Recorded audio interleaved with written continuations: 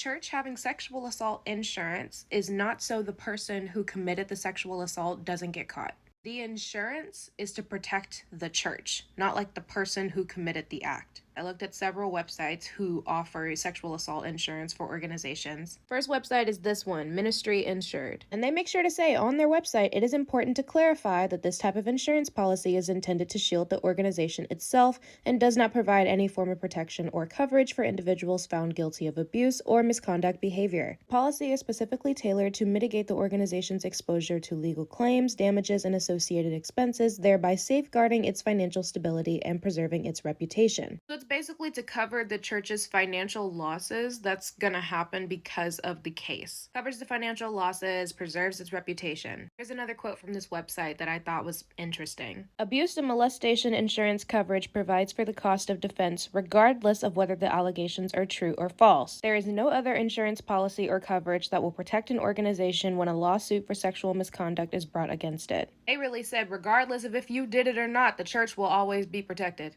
I also want to emphasize this isn't just for the policy holder, like it's not just for the pastor, like if the pastor touches a kid, but it's also for the policy holder's employees, like anyone working under the pastor is also covered. There's another website that I found that offers this type of insurance, Great American Insurance Group. They said we offer abuse or molestation coverage to our nearly 200 classes of businesses, including community service organizations, clubs, housing and shelters, education or daycare centers, arts and cultural organizations, religious institutions. So that's what I meant when I said, just organizations. I would also like to point out that some of the websites that I went on had a section where they were like, oh, well, a lot of the allegations that we get are groundless. Like, we get a lot of allegations, and even though some of them are true, most of them are false. And it just felt weird to me. This was on the first website that I went on. It doesn't have to be true to end up in court. All it takes is two people alone in a room and it becomes a he said, she said situation. Although there are terrible and unfortunate cases that are true, there are many more allegations that are groundless but still come before a judge. Like, why does that part have to be on the website? Specifically,